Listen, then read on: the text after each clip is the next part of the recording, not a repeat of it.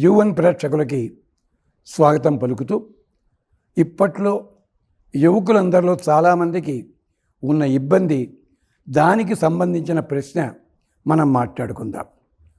ఉద్యోగం కావాలి, జీవితంలో స్థిరత్వం రావాలి. ఉద్యోగం కావాలి అంటే ఉద్యోగానికి సంబంధించిన చదువులన్నీ చదవండి ముందు. అవి చదవకుండా దేవుడి గుళ్ళో కొబ్బరికాయ కొడితే దేవుడే చూసుకుంటాడు, ఇది ఎక్కడా జరగదండి. ముందు మానవ ప్రయత్నం చేయాలి, అప్పుడు నవ ప్రయత్నం చేయాల్సి ఉంటుంది. ఇది ఉద్యోగ ప్రాప్తి, స్థిరత్వము. దీనికి మనకి రామాయణంలోంచి చక్కటి సన్నివేశాలు ఉన్నాయి. వందలు శ్లోకాలు చదవక్కల్లా మీరు 2 శ్లోకాలు ఉన్నాయి. ఏమిటది?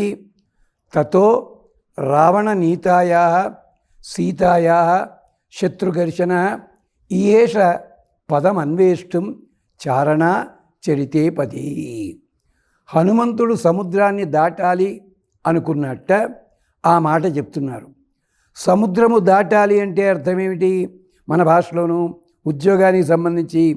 ఉద్యోగానికి సంబంధించి ఏమన్నా మనకుండే ఆటంకాలుంటే అవి దాటిపోయి మన లక్ష్యం సాధించాలి, ఇది కదా. అందుకని కాబట్టి ఉద్యోగాలకి ఒకప్పుడు ఉత్తర దక్షిణాలను ఉండేవి. ఉత్తరం అంటే రికమెండేషను, దక్షిణ అంటే లంచం అన్నమాట. ఇలాగా కానీ సుఖంగా ఉద్యోగం సంపాదించుకోవడానికి మార్గం చెప్పారు పెద్దలు. ఏమిటంటే అది తతో రావణ నీతాయా సీతాయా శత్రుఘర్షణ ఏష పదం అన్వేష్టం చారణా చరితేపతి. రాసుకోవడానికి వీలుగా ఉంటుందని చెప్పి కొంచెం విస్తారంగానే వివరంగానే నెమ్మదిగానే చెప్పడం జరుగుతోంది. దీంట్లో ఉత్తక్షరాలు కానీ మరోటి కానీ ఉండవు. శ్లోకాలు శుభ్రంగా హాయిగా చదువుకోవచ్చు. తతో రావణ నీతాయా సీతాయా శత్రుఘర్షణ ఈయేష పదం అన్వేష్టం. ఈయేష సంకల్పించాడు. ఏమిటది? సీతాదేవి ఎక్కడుంటుందో గమనించడానికి నేను బయలుదేరుతాను అంటే ఏం చేశాడు? ముందుగా దృష్టి, తర్వాత ధృతి, 3వది దాక్ష్యం, 4వది తెలివితేటలు ఉపయోగించాలి, మతి. ఇగో ఈ 4 ఉండాలి మనకి. అందుకని రావణాసుడి చేత తీసుకొని పోబడిన సీతమ్మ ఎక్కడ ఉంటుందో వెతకడానికి హనుమంతుడు సంకల్పించాడు. ఈ సంకల్పంతో మీరు ఉద్యోగ ప్రయత్నం చెయ్యండి. అంటే నేను దీన్ని సాధించగలను, ఆత్మస్థైర్యం, అంతే కదా, ఆత్మాభిమానం. సరే, ముందుగా మీకు స్థిరత్వం కావాలి మనస్సు లోపల. ఇది చెయ్యండి. మళ్ళీ ఒక్కసారి తతో రావణ నీతాయా సీతాయా శత్రుఘర్షణ ఏష పదం అన్వేష్టం చారణా చరితేపది. దీనికి రామ దర్బార్ అని ఉంటుంది, రామ పట్టాభిషేకం ఫోటో. ఆ ఫోటో పెట్టుకుని చెయ్యండి దేవుడి దగ్గర. రోజు నైవేద్యం ఏమిటేమిటో చేసి హడావిడి పడక్కల్లా. దానిమ్మ పండు ఒకటి రోజు కూడా హనుమంతుడికి నివేదన చెయ్యండి. దానిమ్మ పండు దేనికో తెలుసా అండి? దాంట్లో గింజలు ఉంటాయి. ఆ గింజలు తీయగానే పొర ఉంటుంది. ఇక గింజలు లేవనుకుంటాం, పొర తీస్తే మళ్ళీ గింజలు. మన కోరికలన్నీ ఇదే బాపతు. అందుకని దాని పేరు బీజాపూరం అంటారు. అంచేత హనుమంతుడికి దానిమ్మ పండు నివేదన చెయ్యండి.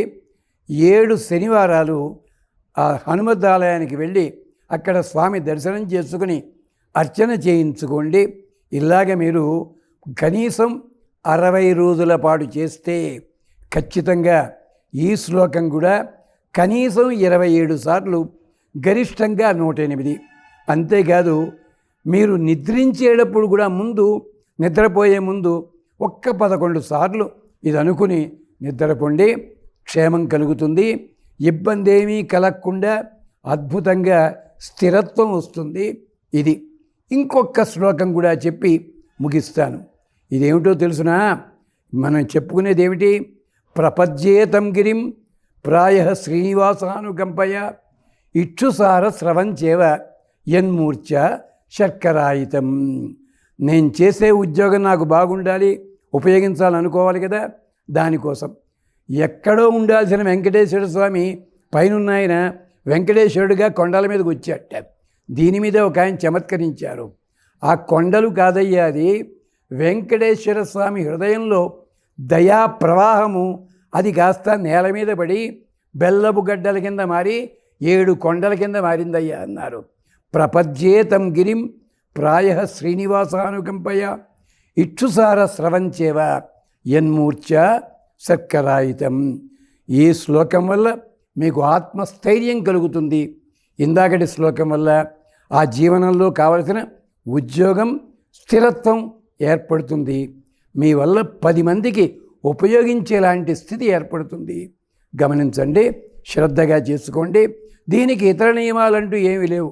కాస్త శుచిగా ఉండి ఆరాధన చేసుకోండి అంతే తప్ప వాడు ఎవడో అన్నాడు నేను బట్టికెళ్ళి పిజ్జా పెడతానండి నైవేద్యం అన్నాడు, అన్యాయం ఇది. ఇలాంటి మాటలు మాట్లాడకండి. హాయిగా దర్శనం చేసుకోండి, ఫలితాన్ని పొందండి. ఈ ఆరాధన వల్ల ఫలితం లభిస్తుంది. స్వస్తి.